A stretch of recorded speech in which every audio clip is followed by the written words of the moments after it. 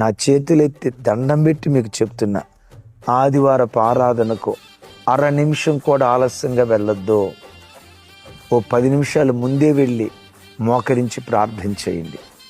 ఓ 10 నిమిషాలు ముందే వెళ్ళి అందరికంటే ముందు దేవుని సన్నిధిలో మోకరించి ఆరాధన మహిమకరంగా జరిగేటట్లుగా ఆరాధన కొరకు ప్రార్థించండి. మీరు ఏ దేశంలో ఉండి వింటున్నారో మీ సంఘాలకు మీరు ఒక మార్గదర్శిగా, ఒక మాదిరిగా ఉండాలి.